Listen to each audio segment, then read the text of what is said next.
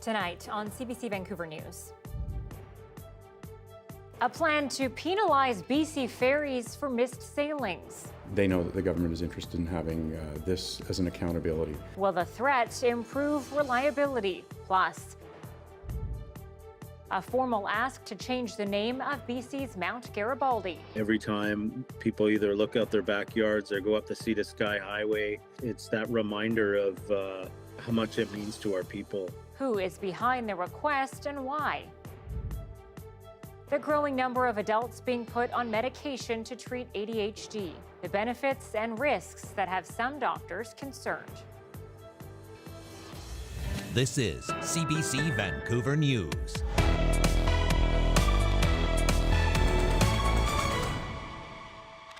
Good evening and thanks for joining us. I'm Anita Bathe. We begin tonight with a fiery exchange between Premier David Eby and BC Conservative leader John Rustad. It's the first day of the legislative session in Victoria, and now there are 4 official parties jockeying for support. Mayor Baines has more on what happened today, including new teeth meant to smooth sailings for BC ferries. Oral questions. The debut of the BC Conservatives in the legislature as an official party started with its leader picking a fight over the province's sexual orientation and gender identity policy in schools. Will the minister admit that SOGI 123 has been divisive, an assault on parents' rights, and a distraction on student education?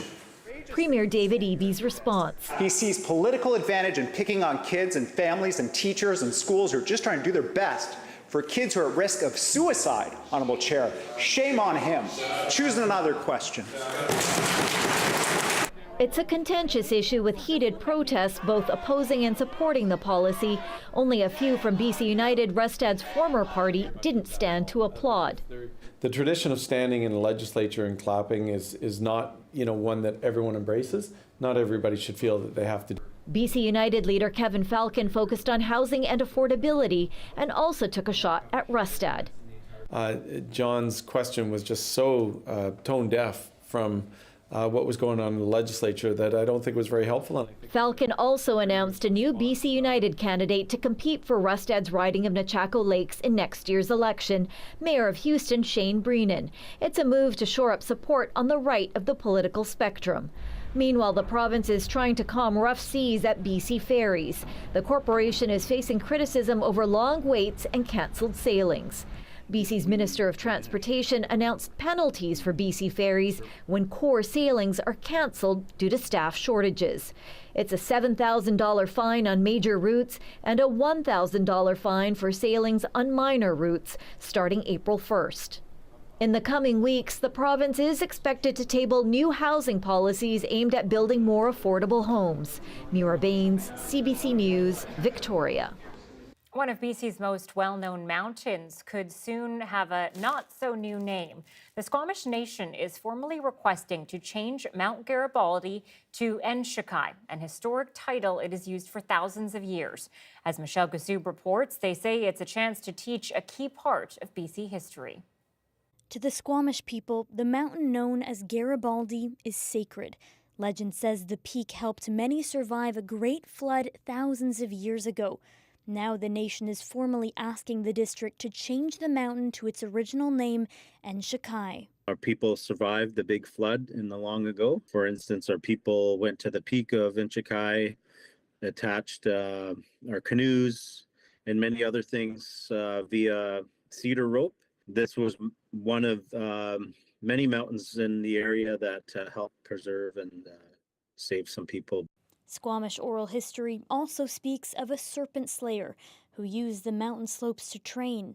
And Enshikai means dirty place or grimy one, referencing the murky waters of the nearby Cheakamus River, darkened by volcanic debris. In 1860, Mount Garibaldi was named after Giuseppe Garibaldi, an Italian general who played a prominent role in unifying Italy, but he likely never visited BC. Still, there are 10 other official names commemorating him in this province, including Garibaldi Provincial Park. For us, it's storytelling and being able to not only connect us as a nation to the land, but to connect the true history of the land itself and this beautiful mountain. In a September 21st letter to Squamish's mayor and council, the BC Geographical Names Office acknowledged the request and says the district has until the end of this year to respond and hear public comments. BC's Tourism Ministry says recognizing Indigenous place names is part of BC's work to advance reconciliation and that the process may take several weeks or months. It's always been Inchikai to our people. And, you know, every time people either look out their backyards or go up the Sea to Sky Highway, it's that reminder of how much it means to our people. Michelle Gassoub, CBC News, Vancouver. Fewer kids are seeing eye doctors for routine exams in BC, and that's prompting a push for awareness. October is Children's Vision Month, something that the BC Doctors of Optometry is marking in collaboration with a new Science World exhibit.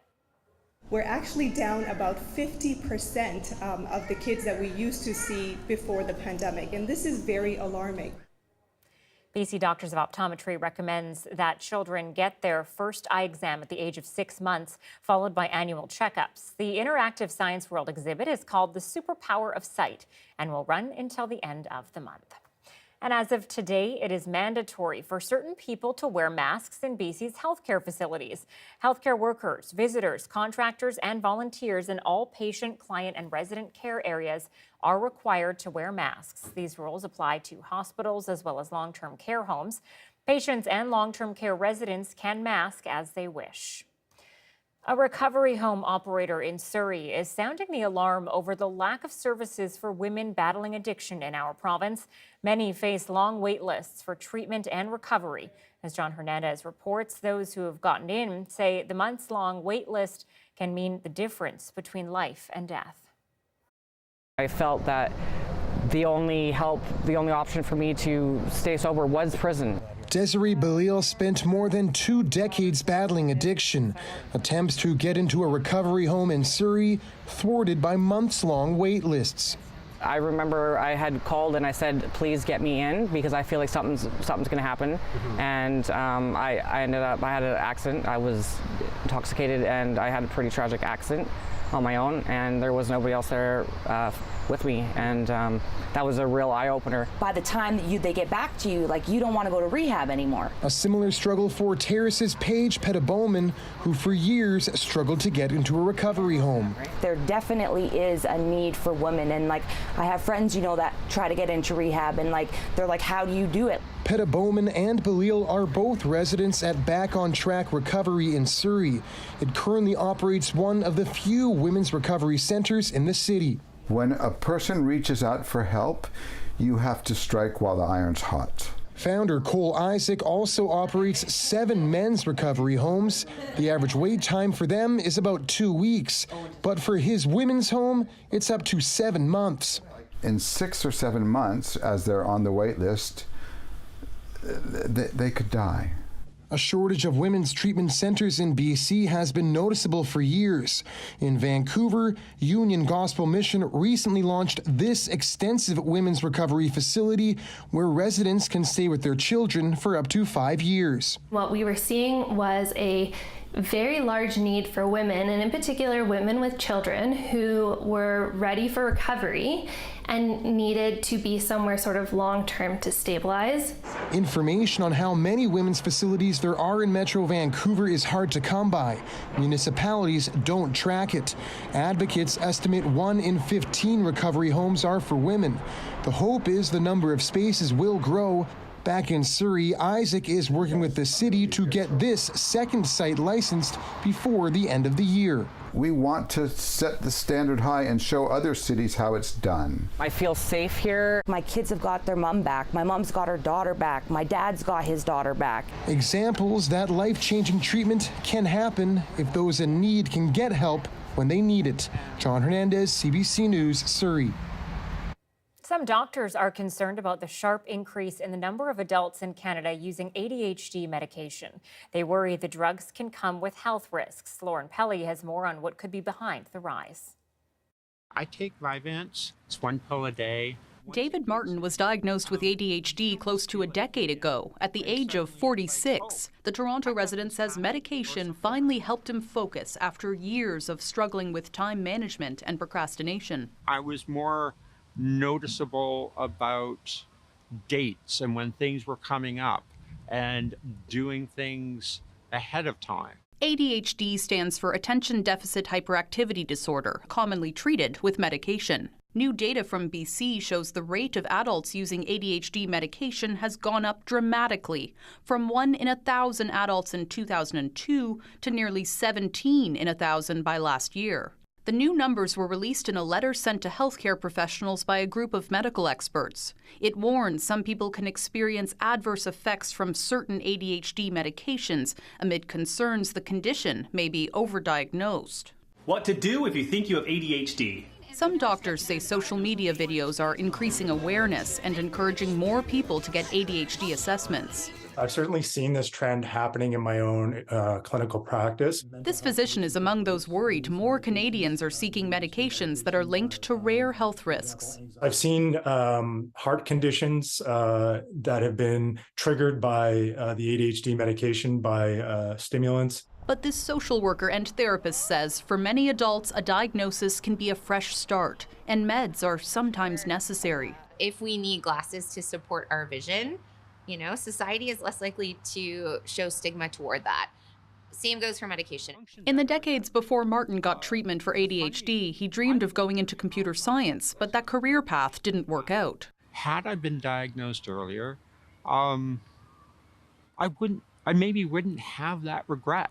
And it's a regret he hopes other Canadians won't have to face. Lauren Pelly, CBC News, Toronto. There are new questions about the rift between Canada and India. The Prime Minister says relations are going through what he describes as an extremely challenging time. Justin Trudeau also says the federal government isn't looking to escalate a diplomatic row. As Evan Dyer explains, that came as a newspaper report said India wants dozens of Canadian diplomats out of the country.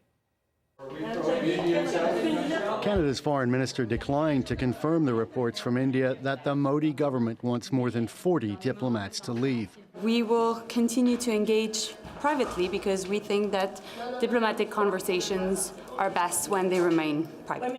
But Jolie left little doubt that Canada is concerned about its presence in India. More than ever, it's important that diplomats be on the ground. And that's why we believe in the importance of having a strong diplomatic footprint in India. That being said, we are in ongoing conversations with the Indian government. 2 weeks ago, New Delhi started to warn it might demand parity in diplomatic representation. In other words, lowering the number of Canadian diplomats in India to match the number of Indian diplomats in Canada. The reason is that we have seen Canadian diplomatic interference in our internal affairs. This is a factor that is being taken into account for seeking parity in strength and ranking. India says Canada has 62 diplomats. They're spread between the main High Commission in New Delhi and 4 consulates in Mumbai, Chandigarh, Calcutta, and Bengaluru.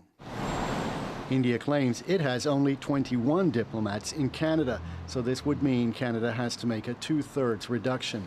This is the heaviest gun that the Indians could use, short of breaking of diplomatic relations itself. This former ambassador says India's latest escalation is particularly dramatic. I can't think of another incident over the last 40 or 50 years where something like this has happened. The cuts will make it hard to carry on business as usual, says this former diplomat, affecting the processing of visas and possibly also trade. To do it on the scale that is being reported certainly would be a significant drag on Canada's diplomatic operations across India. The escalation, he says, may be a sign that the dispute is hurting India more than it would like to admit. We are seeing public discussion about whether the nature of those allegations changes how India is viewed internationally. So I think the stakes are also high for the Modi government. India's claim to have only 21 diplomats in Canada is curious, given that Canada has 60 Indian representatives registered with Global Affairs. But India gets to choose what number of Canadian representatives to allow, say the former diplomats, and Canada will have no choice but to comply. Evan Dyer, CBC News, Ottawa. Many Canadians hoping to travel to India are finding their travel plans thrown into disarray after India canceled visa services amid that diplomatic standoff. And as the CBC's Saurabh Sandhu reports, there doesn't seem to be a short-term solution in sight. The lineup is long outside the Indian Visa Application Centre in Surrey, as anxious applicants wait for their turn to submit applications to receive an Overseas Citizens of India or OCI card, the document required to enter Indian borders. I came here 5 o'clock. Lineup was already started, like 10 people were ahead of me. Among the waiting applicants is Gurdeep Binning. Binning says he holds an Indian passport, but his children are Canadian citizens who either need a visa or an OCI card to travel to India. We are going to India with family. Binning was originally planning on traveling to India on October 28th, but those plans are now changed. Now I have to take 2 months and then after January I will go to India. Travel agents say the visa restrictions are causing panic. Because ticket is confirmed and issued and they paid, but so many tickets non-refundable too. So now people, they are suffering because there is no visa option. Dadrao says he's seeing a sudden spike in demand for overseas citizenship, a service available to only former Indian citizens and their families. OCI issued to the Canadian passport holder to travel to India anytime without any permission or without any approval from the consulate. So there is no expiry date. However, that document comes at a higher cost and a lengthier process. And it also means a much stricter vetting process. It's expensive too, and it's lots of paperwork. Yeah. For example, their Indian old passport. When they landed in Canada, you have to be submit that same passport to the consulate to get the OCI. And so many people they don't have because it's lost. With the peak of travel to India still to come and a backlog of paperwork for the coveted documents, travel industry experts are expecting the waits to last much longer. Saurabh Sandhu, CBC News, Surrey. Well, from bicycles to scooters to skateboards and cars, there are a lot of wheels on the roads these days. But how do you navigate through all that traffic? Our Caroline Chan met up with VPD Constable Jason Doucette at the intersection of Hornby and Beach in Vancouver to learn more about how we should be sharing the road. Hi guys, how are you? Just reminding everybody to obey the traffic rules, that's it. Just keep safe. Right on, man. All right, have a great day. Cheers.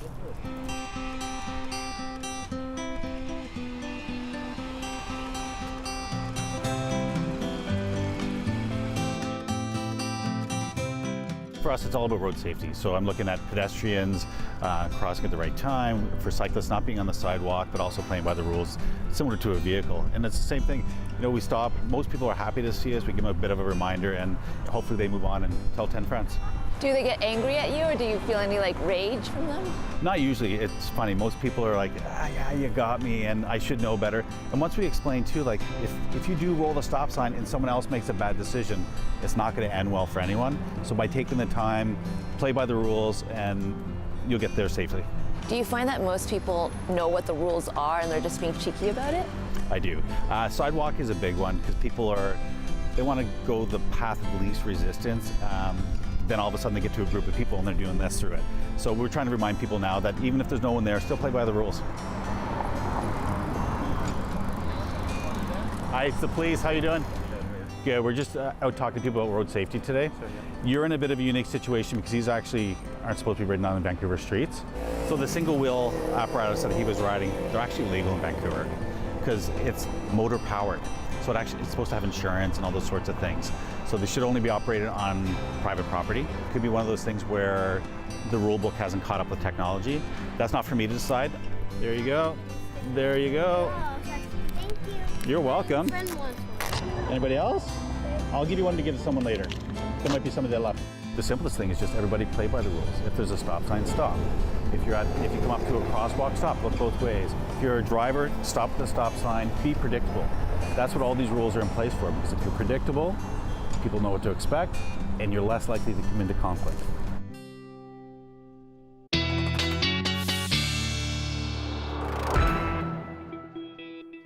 Darius Madavi joins us now with the first look at the weather. We no longer have that type of weather, but Ontario really seeing some unusual temperatures, eh? Oh, absolutely, yeah. Ontario seeing temperatures well into the high 20s, even hitting 30 in some places. I think we'll take a closer look at that later this hour. For now, I thought we should talk about the rain here in BC because it's not making its way down south here, but we are seeing some showers pop up in central BC. Those are going to continue into tomorrow more than likely, but after that, we're pretty much drying up across most of the province. Maybe some showers sneaking in from the coast into parts of the interior, but we have a ridge of high pressure setting up that should start to bring temperatures up across the province. So we have that rain start to build in for parts of central BC tonight. We have it continue in the north, for the north coast and maybe sneak its way inside, and some snow building up around Dease Lake. I should mention that as well because temperatures there around -3 tonight. So we're getting down into those negative temperatures. In terms of that rain, you can see on the south, we're staying dry because of that high pressure. That's going to build its way further north, keeping more of BC dry over the next few days. But for now, we have some more showers sneaking in, and you can see that sort of cloud clearing out in the south as well because of that ridge of high pressure. So tonight, just expect a little bit more cloud as we get away from those warmer temperatures. Oh, sorry about that. It's gone now. Well, expect a bit of cloud tonight, and then clearing up a little bit tomorrow morning with temperatures pretty much around seasonal, 12 degrees tomorrow morning. Not bad. Thanks, Darius. Thanks, Anita. Well, the Toronto Raptors opened their training camp in Burnaby today with a new NBA season right around the corner. Energy was so high, attention to detail was on a high level. Obviously, new terminology, new schemes. We had to talk to our guys and to explain why we're doing certain things, but they did a really good job picking up on that on the first day. The team is coming off a disappointing loss last NBA season. Head coach Nick Nurse was fired as a result. The team is now hoping to reverse fortunes and will be depending on players like Otto Porter, who missed most of last season after undergoing surgery on his left foot. Yeah, I mean, when things happen, you try to bounce back through adversity. Pick yourself up. I had good teammates, wish me luck, with rehab to come back for next year. The Raptors will open their season in Toronto on October 25th, but they do play right here in Vancouver in an exhibition game against the Sacramento Kings on Sunday at Rogers Arena. Well, the Canadian men's gymnastics team has landed a spot in the Olympics for the first time since 2008. Zachary Clay is the only British Columbian on the team, and we spoke to him about what heading to Paris next year means. Take a look.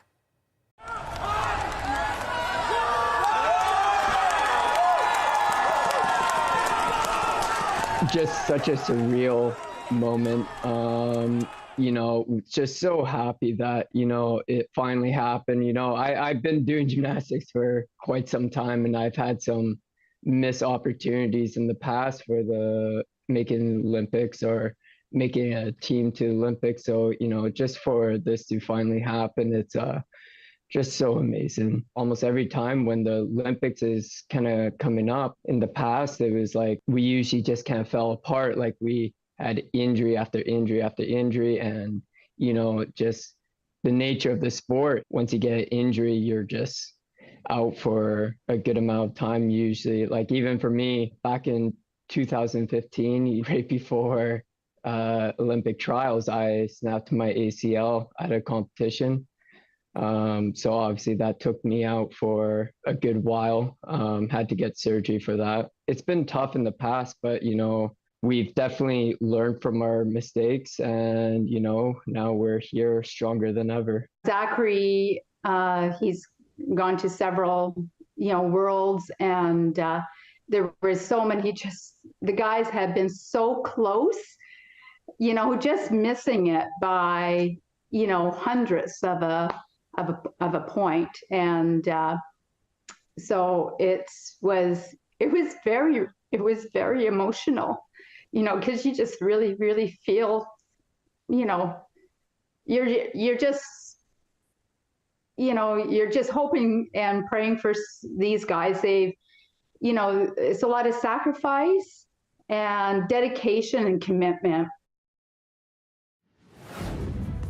Canada is the only G7 nation without a national school food program. More on the people trying to fill in the gaps and what they're calling the federal government to do in our live interview after the break.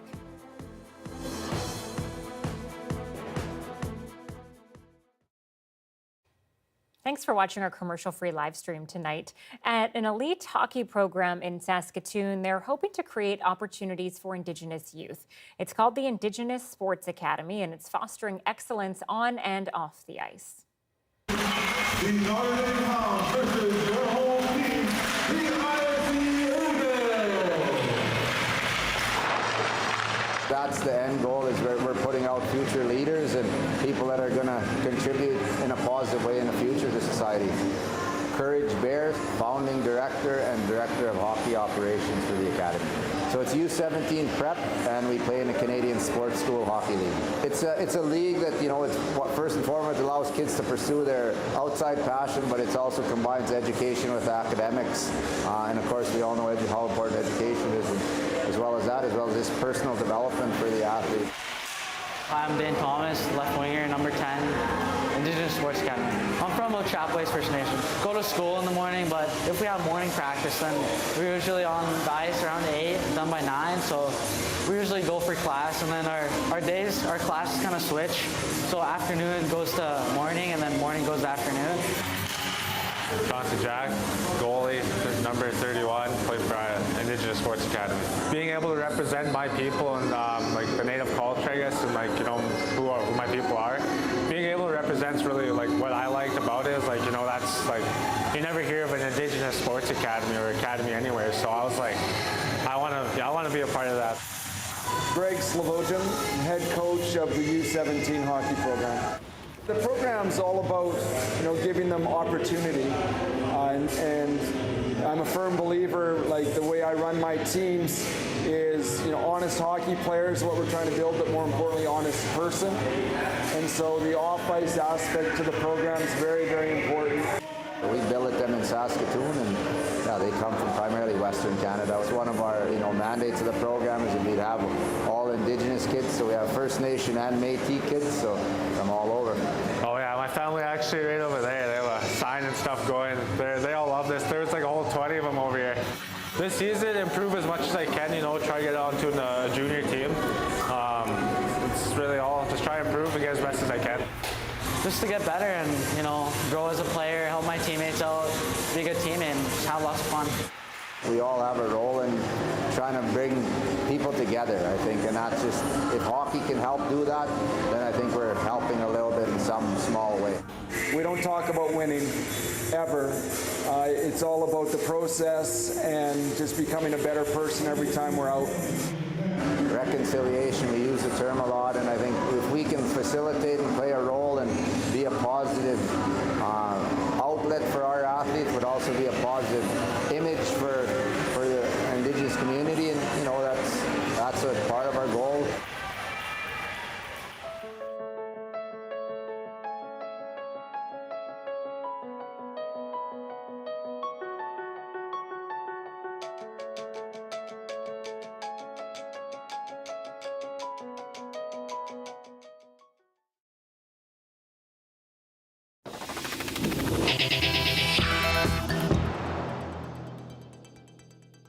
There's a renewed push to feed school children across Canada. We're the only G7 country without a national school food program.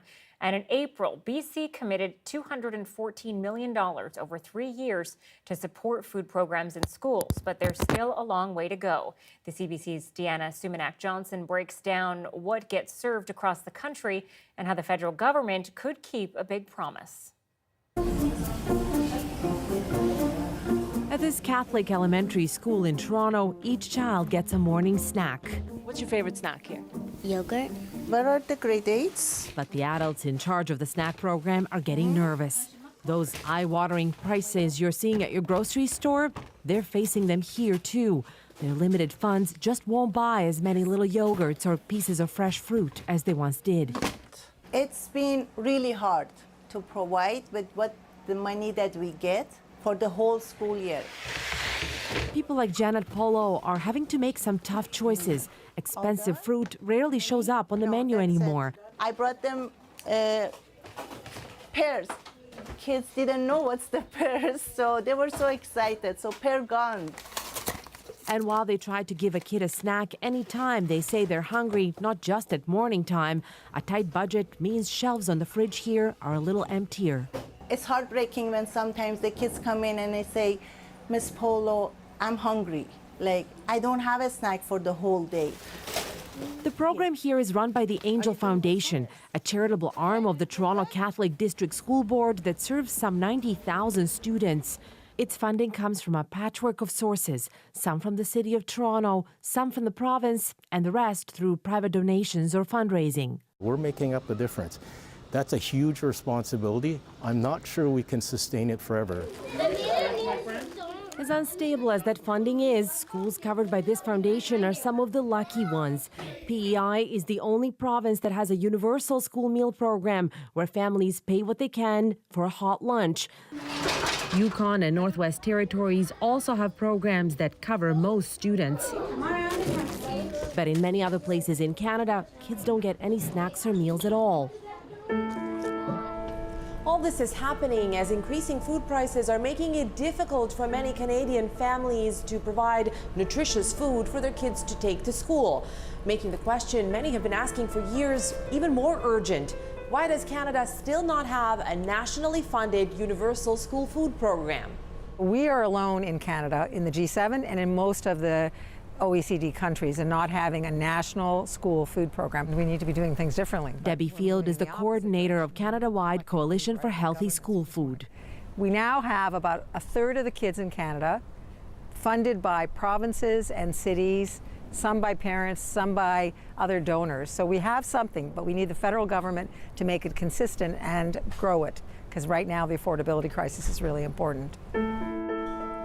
You heard that right. Canada is the sole G7 country without a national school food program. So how did we get here? Researchers say it has to do with Canada's self-perception as a middle-class country where people can feed their children, something that these days isn't true for an increasing number of Canadians. Rachel Engler-Stringer has been researching school food programs across the world. She says there was a big call out for such a program in Canada during the Second World War. But after the war, women were being persuaded out of the workforce and encouraged to stay home with kids again. And the federal government provided a little incentive. But in the aftermath of the Second World War, Canada implemented the Family Allowance Program, which was expensive. It did cost a fair bit. And the federal government made the argument that if we had a family allowance, there was no reason why parents couldn't then feed their children. Eventually, that family allowance was replaced with income-based child tax benefit, but a school food program did not happen. Now, a tempting answer might be, wouldn't it be cheaper to just provide lunches and snacks for kids who need them? Experts say that stigmatizes families and isn't the best way to go about school meals. Here in Cowichan Valley in British Columbia, Nourish Cowichan organization, staffed mostly by volunteers, serves more than 1,300 students in the region. Families sign up for meals with their school, but nobody will be turned away. Any child who wants a snack or a lunch can access that through the school, whether they're on the list or not on the list. We really are focused on stigma and trying to make sure that there isn't any. Here, too, they rely primarily on private donations, but that money is getting more and more precarious. Federal funding would help them plan. I think stability is the word, and predictable. We would know exactly the funding that's coming in, at least the baseline of that funding, and could plan for that. People are telling us that and advocates say providing kids with free meals won't be the only benefit. Healthy, nutritious food means less obesity and diabetes in kids, and it will support parents too. I think this is a bit of an issue that really supports working women in the same way that childcare does, because it's probably working women listening to me now who are packing that lunch and worried about that lunch. So, how likely is Canada to get a national school food program anytime soon? The Liberal government made a promise to fund one back in 2021, an investment of $1 billion over 5 years. While there's been some disappointment that it hasn't appeared as an item on a federal budget since, Advocates say they're hopeful. In a statement to CBC News, the newly appointed Minister of Families, Children and Social Development, Jenna Sudds, wrote, following extensive consultations, there was overwhelming support from participants for a national school food policy. It's important to eat your snacks so you can keep up with your work at school and so that you have a full stomach so you can be active. What do we have here? Yogurt, Cheerios, and oranges. Okay, give me that. As these kids will tell you, healthy food just tastes better when you're eating together.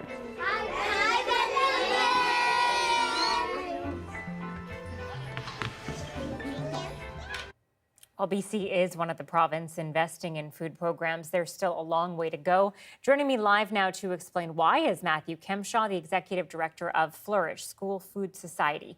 He facilitates programs that provides meals to kids in 17 of the 25 schools in the Souk School District on Vancouver Island. Matthew, we know that it can be hard for families to ask for help. So how can food programs actually prioritize equity and minimize that stigma?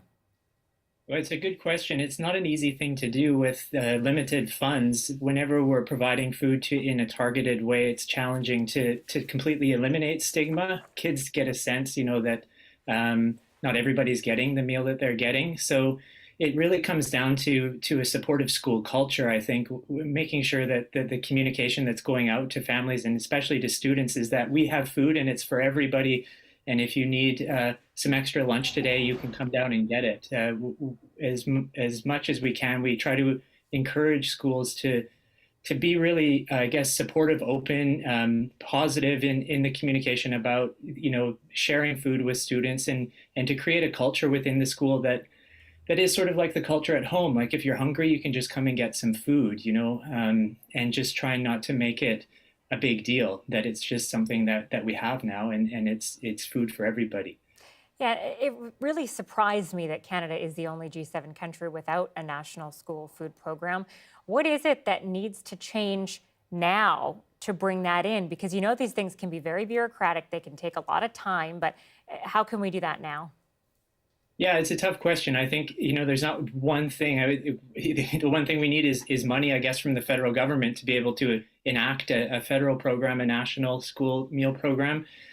We have a culture in Canada that, it has been built to sort of have the impetus or the onus for feeding kids on families. We don't think of feeding children as being a responsibility of schools. And so there's a bit of a cultural shift that's happening, and having this piece, on the CBC News is great news for folks like me who are interested in trying to create that shift. There's so many benefits, as I think you highlighted a bit, for having school, food programs and for bringing nourishing food into schools. And we need a bit of a cultural shift in our country to recognize that this is something that it's not just about feeding hungry kids, it's about creating nourishing schools.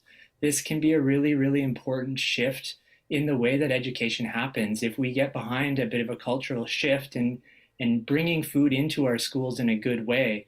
Indigenous cultures that I think have long understood the importance of eating together and the power of food. The idea that food is medicine is a really profound idea. And I think we need a bit of a cultural shift in our society here in Canada to recognize that that food is a really important connecting tool, and our schools would do well to build a culture around food that nourishes every student. Absolutely. Matthew Kemshaw is the Executive Director of Flourish School Food Society. Thank you so much for joining us live tonight. Thanks for having me. A tale of two speakers in two capitals. Both stories are next.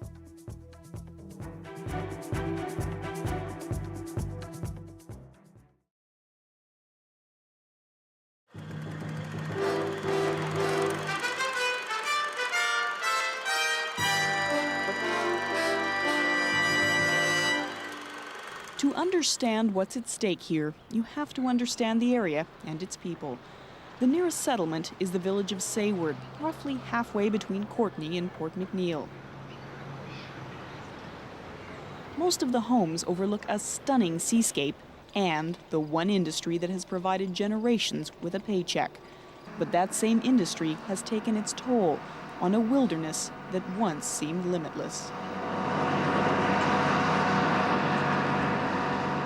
I mean, I've seen the lack of birds, and all these things just aren't there, and all the beautiful flowers and things that I used to see here. And I mean, I keep track of some of these things, and I know a couple of species of birds that aren't here anymore. And why aren't they here?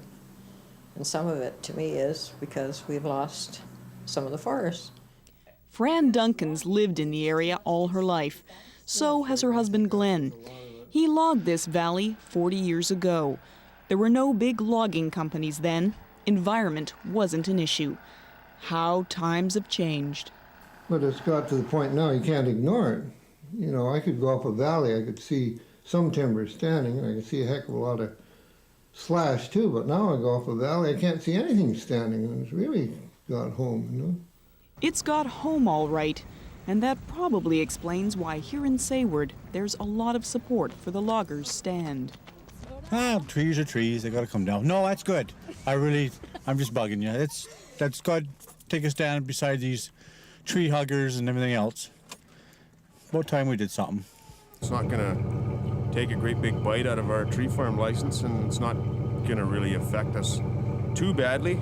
I think we should leave some. I think that they did the right thing. Jeanette Sack has lived in this valley 57 of her 64 years. A bit of a local historian, this business of loggers preserving trees is a chapter of valley history she never envisioned. I was surprised and deeply touched that someone else could see that there was beauty and that should be kept for someone else to see. Still, the generation that has grown up knowing little of the forest that was is pretty skeptical about the forest that will be. Well, they'll probably have it logged off by the time I grow up. I don't think they'll be saving it for that long. Why not? I don't know.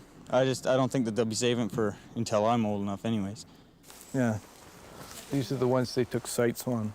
But if Dave Morrison and his fellow loggers get their way, Vic 20 will still be there, a living legacy of the loggers who said no.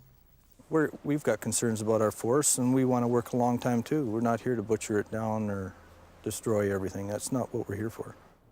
For the CBC Evening News, I'm Kelly McClugan.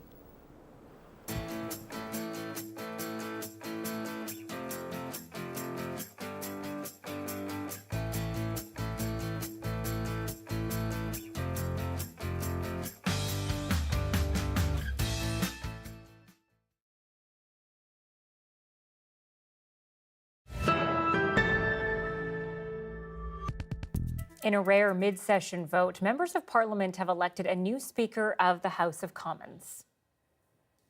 That the honourable member for Hull Elmer has been elected as Speaker.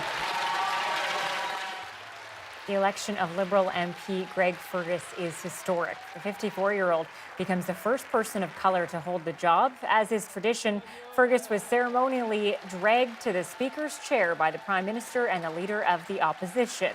The election was triggered by the resignation of Anthony Rota. He stepped down last week after the Commons honored a man who fought for the Nazis in the Second World War. And the Speaker of the House in the U.S. has been ousted from the post. Republican Kevin McCarthy has been removed in a historic vote. As Katie Nicholson tells us, it's the first time an effort to remove a House Speaker has ever succeeded. The office of Speaker of the House of the United States House of Representatives is hereby declared vacant. After 10 months on the job, Speaker Kevin McCarthy was given a historic heave-ho in a 2016 to 2010 vote in the House. Ultimately, he fell victim to a handful of members of his own party who voted against him. Kevin McCarthy is a feature of the swamp. He has risen to power by collecting special interest money and redistributing that money in exchange for favors. We are breaking the fever now, and we should elect a speaker who's better. McCarthy's grip on the speakership was always tenuous. A speaker has not been elected. A speaker has not been elected. A speaker has not been elected. It took 5 days and 15 ballots and many secret concessions to the hard-right factions of his party to clinch it. On Monday, Florida Representative Matt Gaetz put forward a motion to remove McCarthy. Resolved that the office of Speaker of the House of Representatives is hereby declared to be vacant. Gates claimed it was time for McCarthy to go after he relied on Democrats to pass last weekend's stopgap funding bill, which averted a government shutdown. In truth, tension between the two men had been building for months. McCarthy says Gates is mad at him because the Floridian is under a House ethics probe and he wouldn't intervene. Whatever the root of it, today the tensions boiled over, and for the first time in history, a motion to remove a U.S. Speaker of the House succeeded. And an increasingly fractured House is now effectively at a standstill until it finds 218 votes to elect a new Speaker. Katie Nicholson, CBC News, Toronto. Donald Trump says he will testify at his civil fraud trial in New York. Yes, I will. At the appropriate time, I will be. I think it's going very well. Everybody was given financial statements. The financial statements are extremely strong. The former U.S. president attended court for a second day in a case that could deliver a major blow to his real estate empire. Trump, some executives, and his two eldest sons are accused of falsifying business records and financial statements to obtain favorable loans and lower insurance premiums. He's facing penalties of up to $250 million and a ban on doing business in New York State. A letter written by Pope Francis is making waves. Some say his words signal hope for blessings of same-sex unions by the Catholic Church. And as Julia Wong reports, the news is drawing mixed reaction. It's a reminder that, Jesus is someone who is for the people in the margins. As a gay man and practicing Catholic, Mark Guevara sometimes has had crises of faith, but he's encouraged by comments from Pope Francis on same-sex unions. Having the blessing of the church means that the church walks with people like myself who are in relationships. He's referring to Francis's response to conservative cardinals that some same-sex unions could be open to a blessing if there was pastoral prudence and that they not necessarily become a norm, meaning they could be done on a case-by-case basis, says this Vatican expert. Change happens really quite slowly at the Vatican, so this is an important statement and it's a deeply significant statement, but it's going to take a long time to figure out what the ramifications of it are. Underscoring that complexity, Francis reiterated church doctrine that same-sex relationships are objectively sinful, but he also said the church must do more than just deny, reject, and exclude. A welcome message for many. There has been many instances of violence against gay people, and the LGBTQ people community have been under attack. And a statement like this from the Pope, I think, does tremendous good in hopefully calming down these feelings. Others want him to go further. Right now, same-sex couples cannot receive the sacrament of marriage. Right now, gay men are told that they can't enter the priesthood. Many issues of equality will soon be discussed by the church. A major, nearly month-long meeting to outline the Catholic Church's future is set to begin at the Vatican on Wednesday. Julia Wong, CBC News, Edmonton. Is it a cat or is it something much bigger and much scarier? Camera capture that has New Brunswickers on edge is next.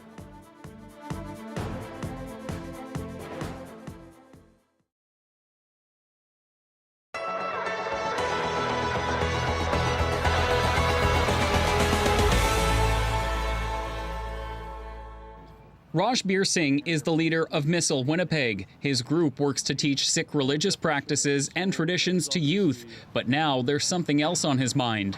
There's obviously a lot of shock. There's a lot of confusion. The 23-year-old says the homicide of Sukhtal Singh Gill is a wake-up call for the organization. He says it raises questions about whether other gang members from India have a presence in the community. It's been going on for quite some time on the West Coast and in Ontario. However, this is the first time we've seen something like this in Winnipeg. Singh says some people may have been familiar with Gill, who went by the alias Sukha Dineke because his name was in the media in India. He was allegedly part of the Bambia gang. Gill was accused of arranging money for gang members in India to buy weapons and extortion.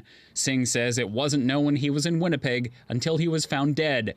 Gill was accused of illegally leaving India in 2017. We got to know that he's in Canada because extortion calls वगैरह आ रही थी काफी. This former senior police officer in India says that's what prompted investigators to dig into Gill's past. He was fatally shot in Winnipeg just days after Prime Minister Justin Trudeau alleged India was linked to the killing of pro-Khalistan activist Hardeep Singh Nijjar in BC. The Khalistan movement calls for an independent sixth state in northern India. Gurpatwant Singh Panu is with the pro-Khalistan group Sikhs for Justice, which has been banned and accused of violent extremism in India. He had no knowledge of Gill until his name appeared on a most wanted list posted by India's counter-terrorism agency. I have no information whether he worked in any Khalistan campaign or whether he was involved in any violent activities. I have no idea. Singh hopes there's no more violence and wants to help keep kids here out of gangs. That kind of falls on the institutions in the Punjabi community like ourselves to kind of step forward. He hopes police can get to the bottom of the case to provide clarity for the community. Josh Crabb, CBC News, Winnipeg.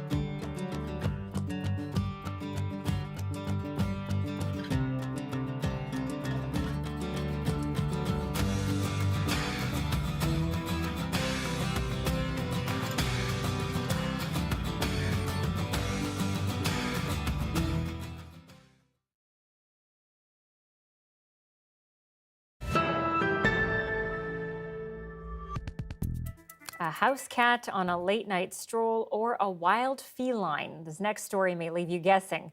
A New Brunswick man says his outdoor camera caught images of the rare and somewhat mythical eastern cougar, but experts aren't convinced. I saw a track, took a picture of it. I think I have a short video of one that I just found on the trail camera.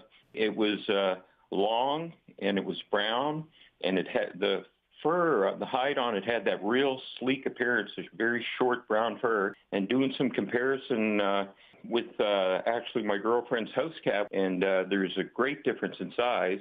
There are lots of trail cams around, and we have no photographs, no footprints that we can confirm are cougar. But the question is there a resident population of cougar in New Brunswick? And I don't think there's any evidence there either is or was. I'm willing to be convinced. I'm just waiting for that cougar photograph to come along. Gotta say, it looks like a cat to me, Darius. I think I agree, and I don't know. There's been no evidence of it. The U.S. declared it extinct back in 2011, the eastern cougar. So okay, you got the subspecies. facts. So, yeah, Canada hasn't taken a position on whether the subspecies ever existed. So interesting. Yeah, okay. there's a lot more to it, but I think it's just a cat. Yes, agreed. Yeah. But I think we should turn our sights east. You asked me earlier this hour about Ontario, and they are really baking right now. Now, we're not talking dangerous temperatures, but we're talking temperatures well out of the ordinary. You can see here that we have this sort of red-orange area here over Ontario, whereas here in BC, we're pretty much below seasonal right now. That's because we have this warm air coming up through Ontario, being trapped by the high pressure system, and that same system is deflecting the cooler jet stream that we are getting from Alaska up and over. So much of Ontario and Quebec are experiencing temperatures that are well above what we'd usually see. We're talking 10 to 15 degrees above what we'd usually see. So this is what we'd usually be looking at across Ontario and Quebec today. Temperatures around 10 degrees further north and close to 20 around further south, like in Windsor. Instead, we're seeing temperatures close to 30, hitting 30 in some places. So we're talking record-breaking temperatures that really broke records in 100 different weather stations across Ontario and Quebec. So well over the number that I've seen before on CBC's climate dashboard when you just look at daily temperature records broken and potentially even monthly temperature records being broken as well. So definitely something to keep an eye on. Here, like I said, we're actually seeing that jet stream bring us usually close to or just below seasonal temperatures across the province. So this is where we'd usually be this time of year, much closer to the sort of 10 to 20 degree range, places like the southern interior. And that's what we're seeing pretty much. Temperatures a couple degrees below in some places as rain continues to make its way into central BC. Over the next couple days, temperatures will start to come up as we have that ridge of high pressure that's currently sitting over Vancouver build in, bring temperatures up here, places like the Fraser Valley, seeing temperatures go up to the mid-20s by the end of this week, and that sort of spreads to the rest of BC as well, meaning that places further north will be well above what we'd usually see this time of year.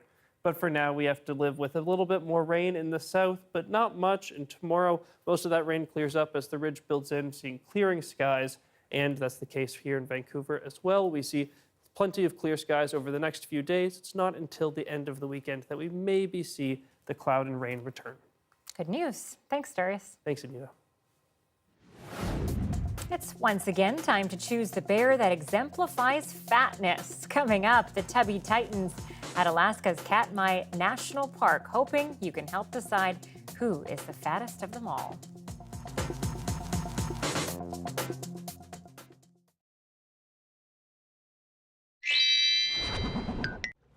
Hey there, friendly friends. It's your pal, Gary and Janae. That's right, and we're here all decked out in our safety gear at Vancouver Whale Watch because we're looking for Things that go!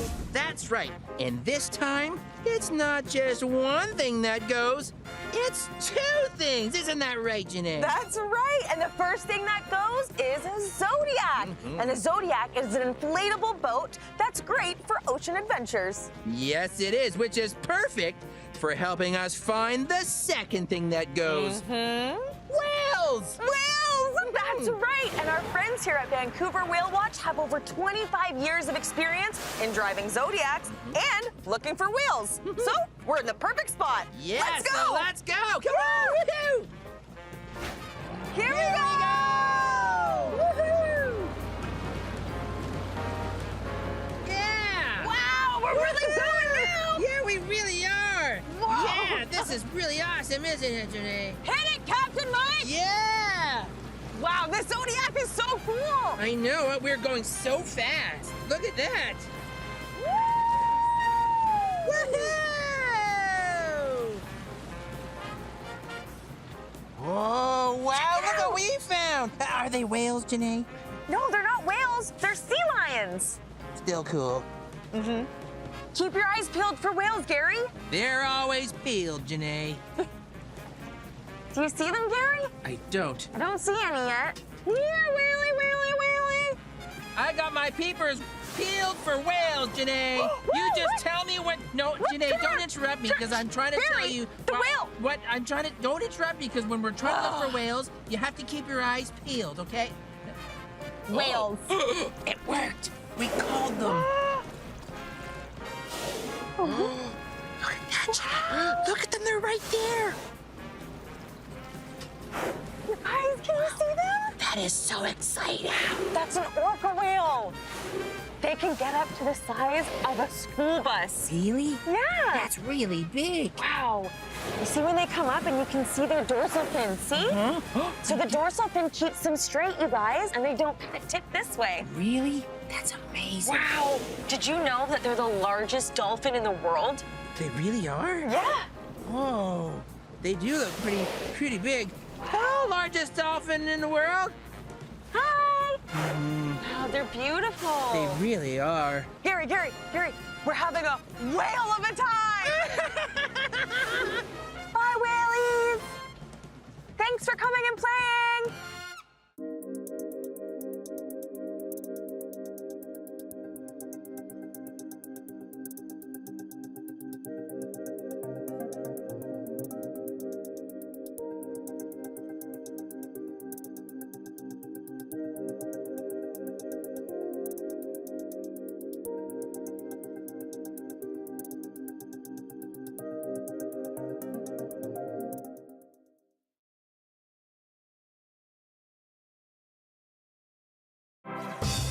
Hi, I'm Amy Bell, and here's what's in your CBC Vancouver inbox. On October 20th, join CBC Vancouver's Leanne Young at the Big Sisters Soiree Gala, an evening for the community to come together celebrating mentorship and resilience of youth. And the Chutzpah Festival returns November 2nd to 23rd with an exciting lineup of performances including dance, music, theater, and more. Festival tickets at chutzpahfestival.com.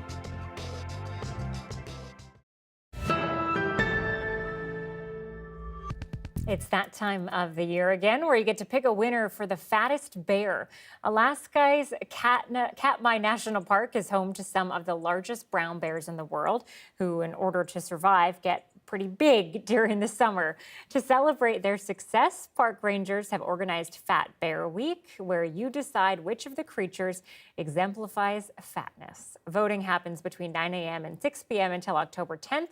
The bear with the most votes moves on to the next round until the fattest bear is crowned.